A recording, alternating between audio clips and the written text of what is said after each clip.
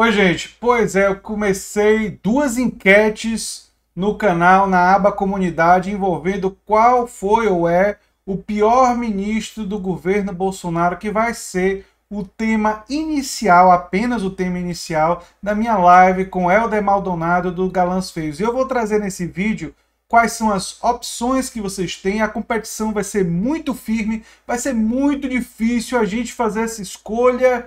Realmente a gente vai ter que pensar, porque eu vou contar para vocês, tentar escolher qual o pior ministro do Bolsonaro. Eu tive que fazer duas enquetes, porque o espaço do YouTube na comunidade não tinha opção suficiente. A gente chegou a 5 opções e tinha muito mais gente que precisava. E mesmo tendo feito duas enquetes, eu ainda deixei algumas figuras do lado de fora. Então, vamos às opções que vocês têm para votar na aba comunidade.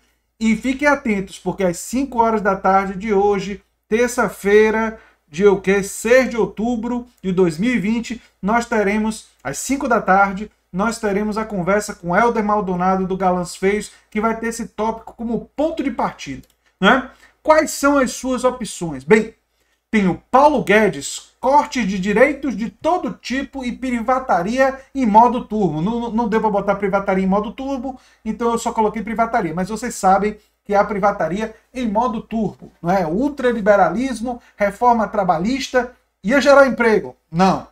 Reforma previdenciária, vai gerar emprego? Não. E agora a grande esperança do ultraliberalismo é a reforma administrativa. Vocês acham que vai gerar emprego? Porque, olha, ficar fazendo a mesma coisa e achar que vai ter resultados diferentes é a definição da loucura. Mas a insistência vai ser grande aí. O Ricardo Salles, o do meio ambiente. O Paulo Guedes, claro, é o super-ministro da economia. Ou da falta de economia, não é? Porque o Brasil está combinando de gastar menos e o Estado está sendo obrigado a investir menos. Nós estamos numa época de pouco investimento, né? Só está se gastando com auxílio emergencial, que se não fosse por ele a situação seria ainda pior. O investimento estatal caiu e a economia está em franca retração. Mas vamos lá. O Ricardo Salles é aquele que foi condenado, né, e estava acusado de várias outras coisas, fez a desregulamentação e disse na reunião que tinha que aproveitar a pandemia para passar todo tipo de um caminhão de desregulamentações, né? Aproveitar que o povo está de olho no negócio da pandemia, né, coronavírus, né, fazer...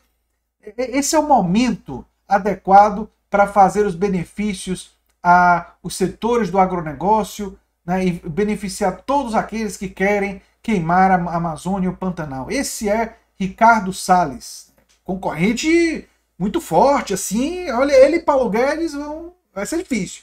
Mas aí quando você olha para o próximo concorrente, a situação fica mais complicada, porque temos Sérgio Moro, Estado Policial Emergente, com o FBI, com auxílio dos americanos, né? Vai ligar para os americanos lá, porque vocês lembram que a Lava Jato teve a participação nobre, explícita, bem firme, não é, do FBI, e tem uma fala assim do Deltan que é inacreditável, né? Vamos conferir com os americanos para ver se eles aprovam a operação, porque se os americanos disserem que não pode, não pode, né? Então, aí você vê quem é que manda, né?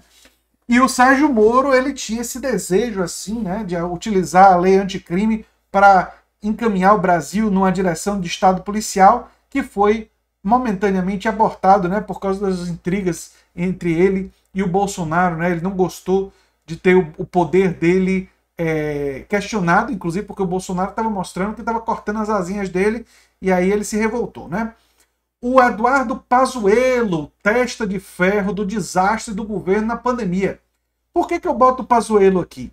Porque os outros ministros da saúde, embora não sejam pessoas elogiáveis, nem o Mandetta, nem o Nelson, nem os outros, já perdi até a conta de quantos passaram por lá, que nem na educação, não lembro o nome de todo mundo não, é muita gente. Mas esse pessoal que passou pela saúde, não é?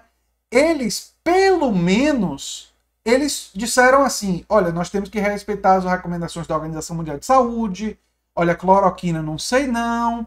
Eles meio que foram racionais, né?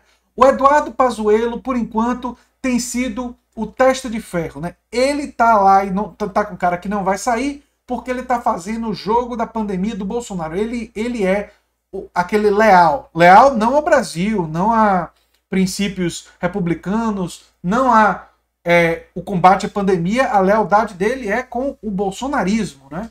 Uma lealdade bem de um tipo corporativo militar, não é?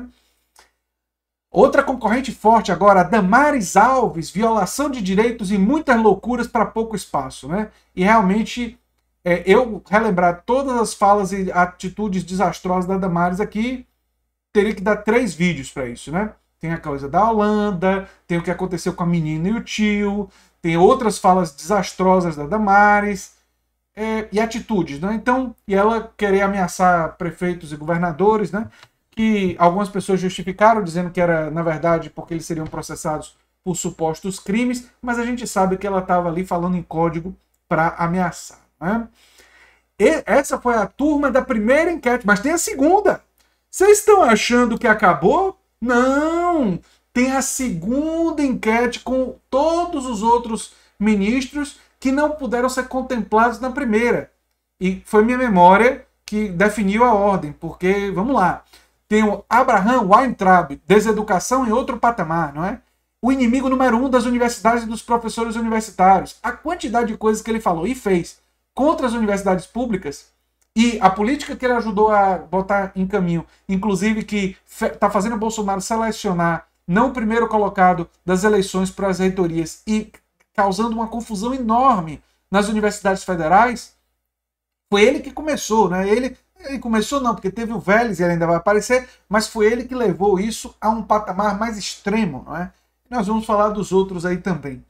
Ernesto Araújo, conspiracionismo em modo turbo. Para quem não lembra, Ernesto Araújo foi aquele que disse que mudança climática era uma trama marxista muito articulada para poder dominar o planeta Terra. E que o marxismo cultural e forças ocultas aí, eu não sei se tem outros grupos assim muito perigosos, não é? Estão manipulando políticos em todo o mundo e penetrando na sociedade e tal. E ele tem muito medo assim da escola de Frankfurt, né? A escola de Frankfurt deve dar uns certos pesadelos nele lá. Esse pessoal, obviamente, não entende nada do marxismo, porque marxismo cultural, para quem não sabe, é uma teoria da conspiração que remonta ao bolchevismo cultural. E se vocês quiserem saber quem foi que inventou o bolchevismo cultural, dá um Google, vocês vão ver. Tem tudo a ver com outro ministro de Bolsonaro que foi expulso porque fez aquela fala que, enfim, foi confundida com um tipo de autoritarismo muito bélico que vocês conhecem muito bem, né? Onyx Lorenzoni, Caixa 2 e velha política na fake nova política, não é? Aquele que fez Caixa 2 pediu desculpas e Moro disse que estava tudo ok, né? E aquele que reproduz a mais velha política patrimonialista fisiológica que você possa imaginar, com um sorriso Colgate no rosto, muita alegria e preparado para empurrar o bolsonarismo para o século XXI, né? Direto para as mãos do Centrão. Esse é o Onyx Lorenzoni, figura forte da Casa Civil, direto para o Centrão. Carlos Decotelli, você pode pensar, pô, mas o Carlos Decotelli não assumiu, mas ele também não tem diploma.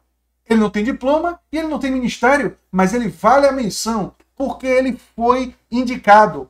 Indicado que ia assumir, mas que se descobriu que tinha plágio, que não tinha diploma, que não tinha pós-doutorado, que era tudo uma enorme fraude, que, enfim, uma confusão terrível, que queria dizer que tinha doutorado sem ter defendido a tese. A regressão da educação do Carlos Decotelli, se ele continuasse indicado, iam acabar até com a graduação dele, era capaz, né? Então era uma situação realmente incrível, né? Aos poucos, ele tinha pós-doutorado, ele não tem pós-doutorado, não tem doutorado, mestrado teve plágio, vai voltando, né? E o Vélez Rodrigues, aquele que foi exposto por não ter plano, olavismo e não ter preparo. Mas será que são coisas diferentes? Dizer que ele é olavista, não... Você espera de um olavista planos? Não. Você espera preparo? Também não. Eu poderia aqui citar muitos outros nomes, né? Muitos outros nomes, mas eu vou ficar com esses por enquanto. E se vocês quiserem na live com o Helder Maldonado lembrar de um outro nome que eu esqueci, por favor, se lembre desse nome, traga pra gente e a gente vai dizer assim, poxa vida, realmente, esse era terrível, deveria estar. Mas talvez seja necessário no futuro fazer umas 3 ou 4 enquetes para a gente contemplar toda essa turma, não é? Essa turma que reúne da privataria alucinada ao conspiracionismo do astrólogo da Virgínia, passando pelos condenados, incluindo gente que não tem coração nem emoção, né? Alguns que parecem desenvolver até um tipo de psicopatia, não é? Falta de afetuosidade bem aguda, não é? E militares subservientes aos Estados Unidos, juntando com a turma dos evangélicos alucinados e neopentecostais completamente fanáticos. Esse é um retrato do governo Bolsonaro, não é? Boa sorte para nós. Desculpe, gente. Bem, se você gosta do que eu faço aqui no canal Nova Máquina do Tempo, se inscreva, dê um like, compartilhe, assista minha live com o Helder Maldonado às 5 horas da tarde de hoje, 6 de outubro. E a gente vai começar com esse tópico, mas podemos falar de muitas outras coisas, porque talvez gastar mais do que 20 minutos nessa turma do Bolsonaro seja demais, não é? Então a gente começa conversando sobre isso, mas vamos falar de outras coisas, porque nós merecemos, né? Nós merecemos. Um abração, gente. Até o próximo vídeo. Torço para que vocês estejam presentes na live e divulguem a live, se vocês puderem, nos seus contatos, suas redes sociais, e façam propaganda do canal Nova Máquina do Tempo para o público do Galãs Feios que vai estar presente na live. Um abraço e até lá. Tchau, tchau.